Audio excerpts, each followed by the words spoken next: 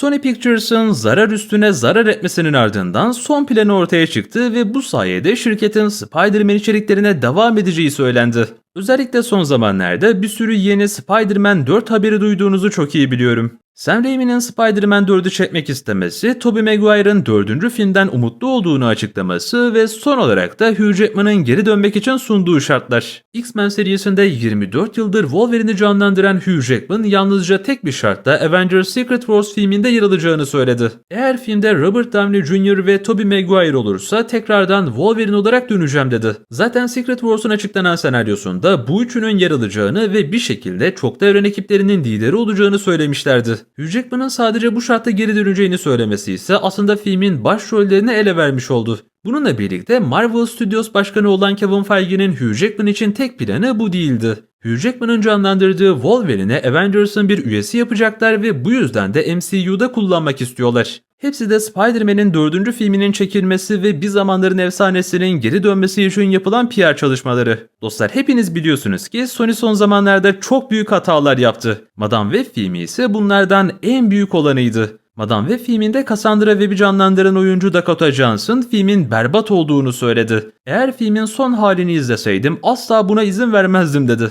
Hatta Sony'nin tanıtım yapmak için Dakota Johnson'ı götürdüğü yerlerde Dakota Johnson'ın filmden berbat bir şey diye bahsetmesi Sony'nin canını sıkmaya başladı. Yani Sony filmlerde kullandığı oyunculardan bile darbe üstüne darbe yedi. Aslında Sony'nin başına gelenler az bile. Umarım artık şirket akıllanır dediğimiz her seferinde bu kanalda 1000 defa yapmayın dediğimiz ne varsa hepsini yaptılar. En sonunda MCU Spider-Man 4'ün bile içinden geçtiler. Filmin şu an rezil bir senaryosu var ve bu yüzden çoktan batırdıklarını söylüyorlar. Evet, Andrew Garfield ve Tobey Maguire MCU Spider-Man 4 filminde geri dönecek. Ama bu yetmez çünkü Sony için asla bunlar yeterli değil. Sony daha fazlasını istiyor ve bunun için Dakota Johnson da dahil olmak üzere herkesi pişman edeceğine inanıyor. Spider-Man 4 filmi artık kesin şekilde onaylandı. Sony bu karakterlerdeki potansiyeli gördü. Avengers Secret Wars'un başrolü olacak olan Tobey'i sadece kendisinin hazırladığı bir filmde göstererek Secret Wars'un ekmeğini yiyecekler. Yani şöyle düşünün dostlar. İnsanlar Secret Wars trailer'ı geldiğinde vay be abi Tobey geri döndü derken bir bakacağız ki Sony Pictures Spider-Man 4 filmi için trailer paylaşmış. İşte Sony'nin en büyük planı da bu. Secret Wars'tan prim yaparak Spider-Man 4'ü parlatmak istiyorlar. Aslında Sony'nin yaptığı şeylere karşı çıkmak bize düşmüyor.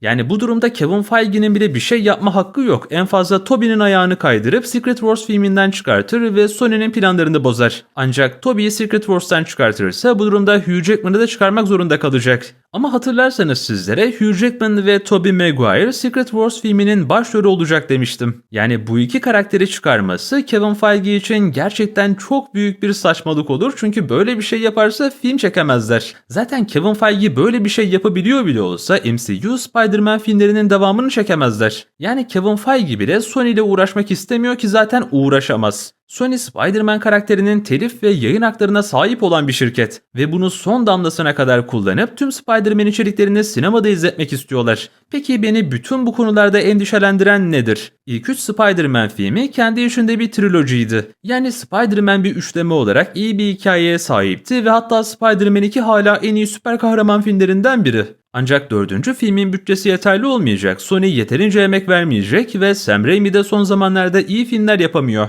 Doctor Strange'in 2. filmi iyi falan değildi. Adam MCU hakkında hiçbir şey bilmeden film yönettiğini söyledi. Eğer ki Sony en başında bu Madame Web olaylarına falan girmeden No Way Home'dan hemen sonra bir Spider-Man 4 filmi çekseydi her şey çok daha iyi olacaktı. Ama şimdi Spider-Man 4 sadece hırslar uğruna çekilen bir devam filmi olacak. En azından serinin eski yönetmeni olan Sam Raimi 4. filmi yöneteceğini söyledi. Ama neden bir anda Spider-Man 4 tekrardan yapım aşamasına geçiyor diye merak edenler varsa en büyük sebepleri bunlardı. Spider-Man 4 tekrardan yapım aşamasına geçiyor diyorum çünkü 4. filmin senaryo taslakları yıllar önce zaten yayınlanmıştı. Vulture ve Mysterio gibi karakterler 4. filmde yer alacaklardı. Ancak artık Tobey Maguire yaşlandı ve bu yüzden Peter da yaşlandı. Yani çok daha farklı bir hikaye yapmaları gerekiyor. Yani Spider-Man 4 aslında Örümcek Adam'ın emekliye ayrılacağı bir devam filmi gibi bir şey olacak. Yani hevesinizi kursağınızda bırakmak istemem ama Cars 3 tarzında bir devam filmi olacağını düşünüyorum. Yani herhangi bir anlamda beklentiyi karşılayacağını düşündüğüm bir devam filmi olmayacak. Ama aslında iyi haberler de var. Venom 3 şimdiye kadarki en iyi film falan diyorlar.